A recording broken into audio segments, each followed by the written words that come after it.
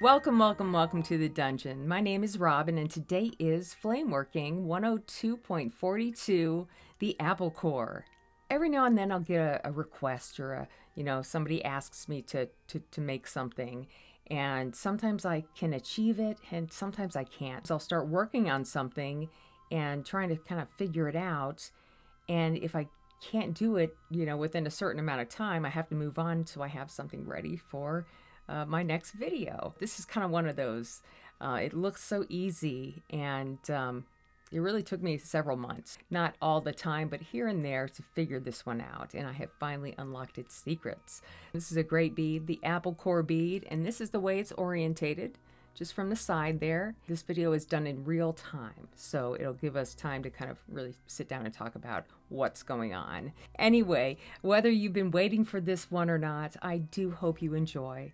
And with that said, I hope you all are doing safe and well out there. Thanks so much for joining me, and I'll see you next time in the dungeon.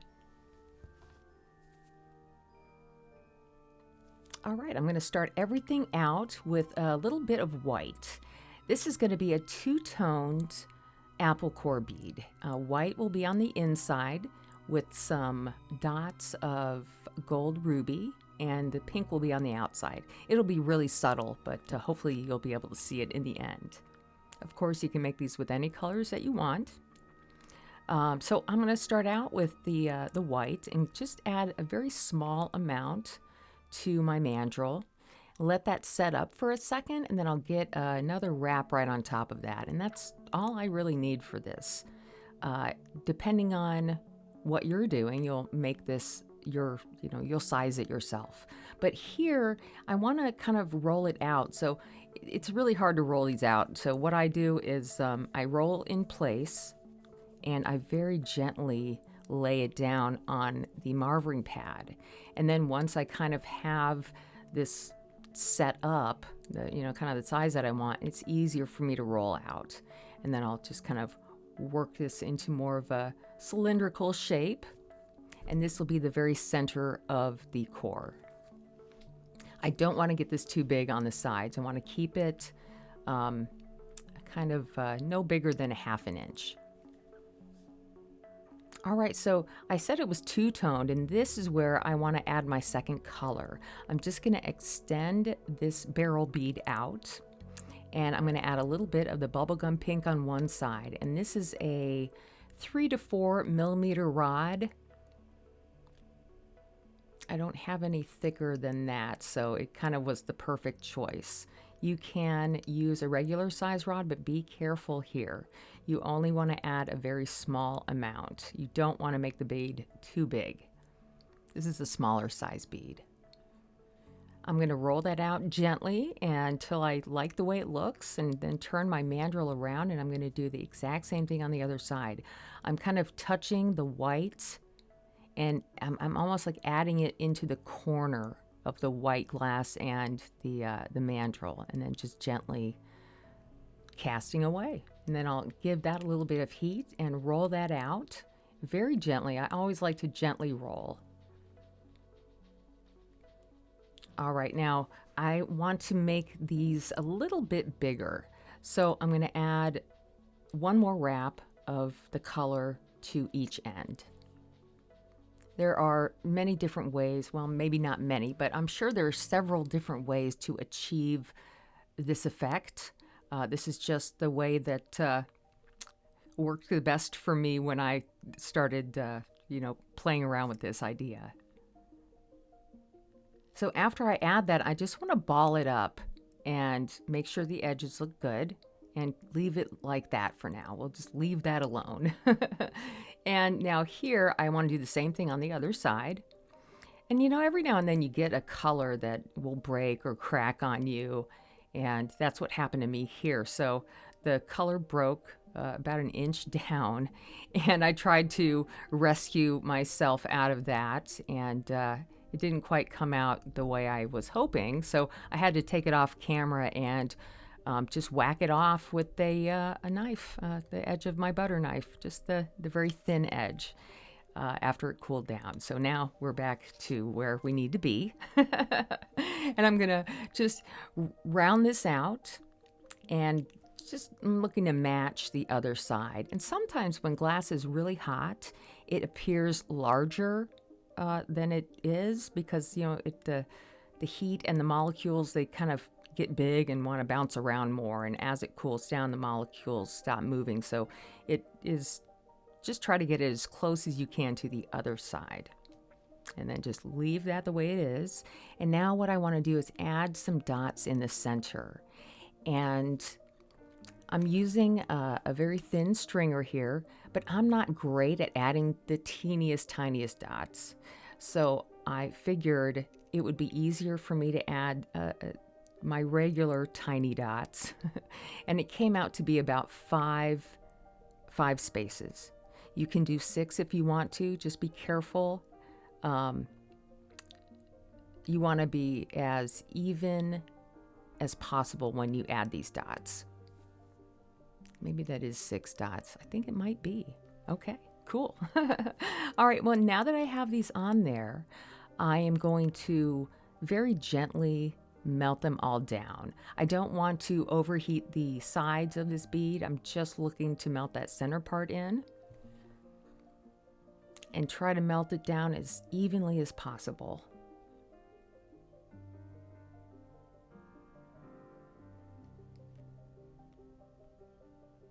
All right, so that's just about melted in all the way. And now what I want to do is use my tungsten pick to just push into each one of those. And I'm looking to get a bubble. So we'll add some bubbles here. And because I'm shaky and I'm not perfect, even though I'd like to be, I didn't get every dot in perfectly here.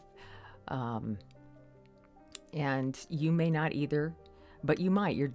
Your dots may come out perfectly.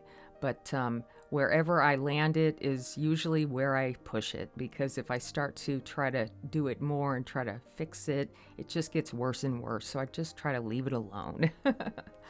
All right. So here's what I found out was really important for this first wrap of clear glass. Okay, now our core is completely finished. And now we're ready to start adding a lot of clear here.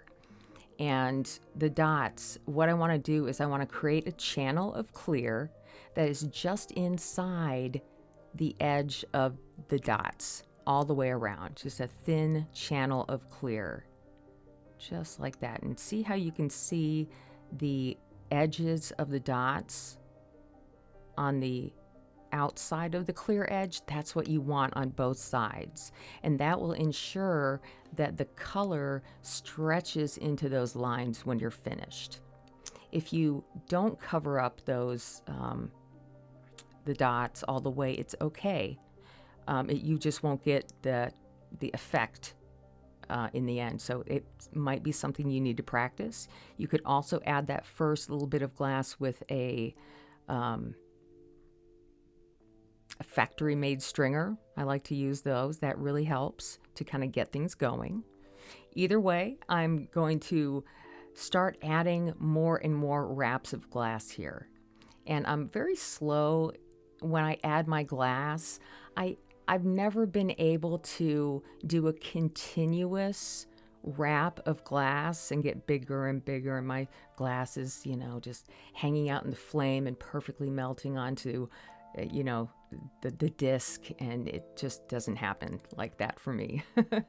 So I'm building up about, I think this equals about 7 full wraps all the way around.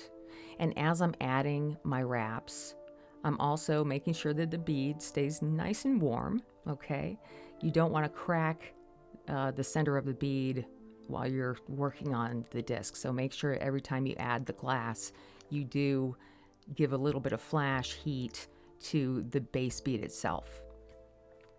So I end up just kind of like getting a lot of glass hot as much as I can and just kind of very gently touching and wrapping as much as that glass will allow me to. And then sometimes I have to fill in here and there. So here is my last wrap that's like so sloppy, it's almost embarrassing. But you just gotta go through the motion and do your best. And yeah, that's it. So I'm just filling in now because this last wrap, it was hard for me to get the amount of glass I needed to go all the way around the disc because it's so big now. So I just end up swiping a little bit more as I go, and do your best here to get the most perfect disc that you can in a round. So if you need to add a little bit more here or there, you get what I'm saying. Okay, so now pretty much almost all of the rest of this is just melting down the disc. And it probably takes about 7 minutes or so to melt this down. And because this video is in real time, you'll see it in real time. And this will give you a really good idea of, just how I work my glass. Very slow, especially something like this. I start heating the disc up right in the front, right in the equator. And then I'll start to kind of move things around because I know that the very center, like that first wrap of clear, that is the coolest part of the bead right now. And I want to make sure that I heat right in those areas, at the base of the disc. So I'll heat on the sides a little bit. What I will try not to do is overheat my edges. We'll get to that later on. But first we want to melt the disc in all the way, and then we'll get to pull the edges in. But for now, I'm just heating. Sometimes I'll heat above, my bead is above the flame here, and I'm just kind of surfing the glass on top of the flame. And then I'll go underneath the flame sometimes and do that same thing. And just have the disc just kind of riding the top of the flame. But I don't like to have it right in the center very often, like right here, because there's too much heat going on the sides of the bead itself. Anyway, at some point, you're going to start to see that clear glass start to melt like it is right here. And this is where you want to make sure that you're turning very methodical. You're making sure that your clear glass is always on center. And sometimes, if I think there's a little bit more clear on one side than the other, I will do a very slow hesitation. You don't even see it, it's so quick. But I'll hesitate and give that glass a moment to kind of fall where it needs to. Okay, so now our clear glass is just about the width of the white glass that we first put on. And this is the time when I like to start to incorporate the side colors into the clear. So just getting a little heat on the side there. And again, right in the front. This is where I feel okay to start really giving it the heat in the front of the bead, or right on the edge or wherever. All right, so now you see how everything is kind of pulling in. That's fine. And I'm going to bring it back, pull it in a little bit. I'm using a little bit of gravity here as well to help me out in my shape. But it's okay to have those kind of sharp edges, because what I'm going to do is add a little bit more in a second. But right now we have a really nice, you can see the core inside, and it has that nice curve to it. And that is because we use transparent color before we put our dots in. And the transparent color kind of helps shape that pink underneath and give it that scoop effect. Now you can leave it like that, or if you want to, I'm back to using the pink again, and I'm going to add a little extra. I want those edges to come up just a little tiny bit more. So I'm using this thin rod, and I'm applying it kind of outside of the flame so I know where I am, and then I'm going to just get it right in the heat and just swipe. It's a continuous drag across, and try to do your best again to make it nice and straight and even. It wasn't that perfect here, but you can use a tool to try to straighten it up. You can heat the edge of the color and use your butter knife to very gently straighten that edge up. That also works as well.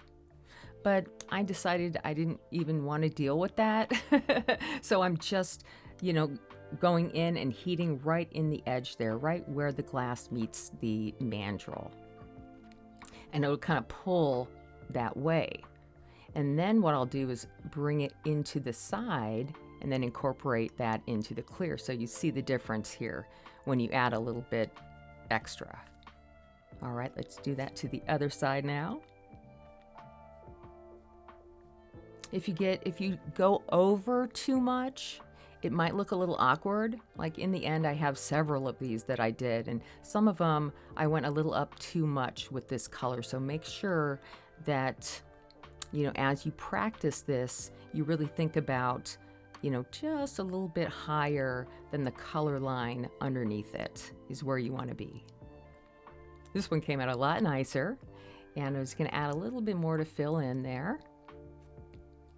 And then again, on this side, I'm going to do the same thing. I'm going to heat right where the mandrel is, and that will pull that glass together and kind of round it out. I want to round out the color and then go over to the side and pull it into the clear. And that'll give you the line will melt into the clear nicer this way. Okay, the rest of this is just kind of a heating and cooling cycle. I'm just going to heat everything up and make sure the bead is nice and happy, and a kind of an even heat all the way through. This is kind of what I do with all the work that I make on a mandrel. I just want to make sure everything is good to go. There aren't any areas that are too cold or too hot. I just kind of want to even out the heat here. And I take a second to blow on the surface here and then go back into the heat as the heat travels down through it. All right, guys, that is it for our apple core bead. I hope you all enjoyed, and I hope to see you next time in the dungeon.